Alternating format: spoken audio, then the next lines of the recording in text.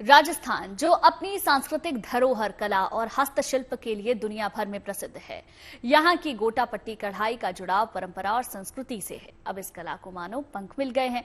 गोटापट्टी कारीगरी की डिमांड अब विदेशों में भी होने लगी है। राजस्थान की गोटापट्टी कढ़ाई एक ऐसी कला है जिसकी चमक और खासियत होली जैसे रंगीन और उल्लासपूर्ण त्योहारों से जुड़ी हुई है। यही नहीं, अगर गोटापट्टी कला के इतिहास की बात करें तो इस कला का इतिहास पारस यानी कि मिस्र देश से जुड़ा हुआ है, क्योंकि कहा जाता है कि पारसी कारीगरों ने ही इस कला को जन्म दिया था।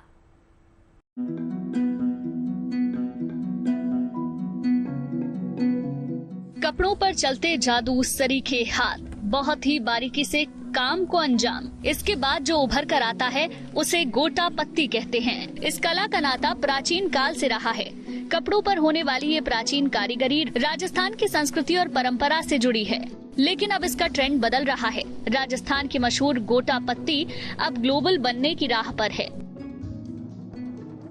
राजस्थान अपनी कलाओं के लिए विश्व भर में जाना जाता है। यहाँ की टेक्सटाइल्स भी बहुत ज्यादा फेमस है और अभी यहाँ पे बांधनी के अलावा गोटापत्ती का काम सबसे ज्यादा ट्रेंड कर रहा है, जो कि फैब्रिक्स पे होता है। ये थ्रेड से ये काम होता है, जो कि अभी जयपुर में बहुत ज्यादा फेमस है। बड़े बड़े डिजाइनर्स भी आज के समय पे इस काम को अपने डिजाइन्स में, अपने कपड़ों में दिखा रहे हैं, जो कि अभी ट्रेंड सेटर बन चुके हैं। सेलिब्रिटीज भी इसको बहुत ज्यादा पहन रहे हैं। राजस्थान की गोटापत्ती कला का जुड़ाव होली से माना जाता है, लेकिन अब इस कला का इस्तेमाल रीति रिवाजों के दौरान भी होने लगा है। अब ये तेजी से फैशन की दुनिया का अंग बनता जा रहा है और शादी ब्याह से लेकर उत्सवों और खास अवसरों का अहम हिस्सा बन चुका है।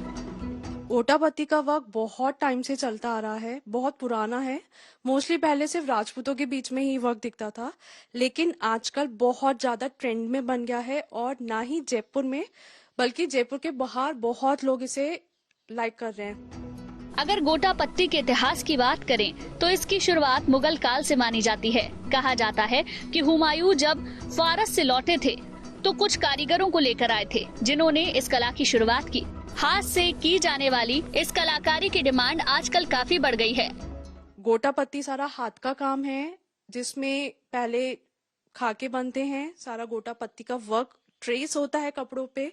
उसके बाद गोटापत्ती का कारीगर हाथ का काम करता है and we then give to the clients.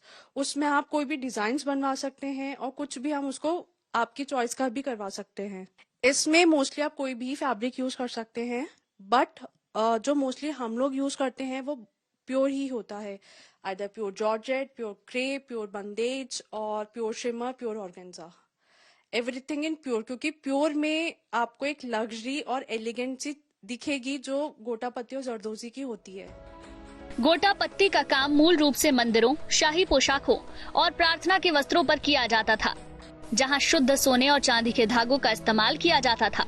समय के साथ ये कला आम लोगों तक पहुंची और अब इसका इस्तेमाल खास अवसरों पर होने लगा है। हालांकि इसको बनाने में 7 से 10 दिन का वक्त लगता है। It is not a machine gota work, it is a hand gota work.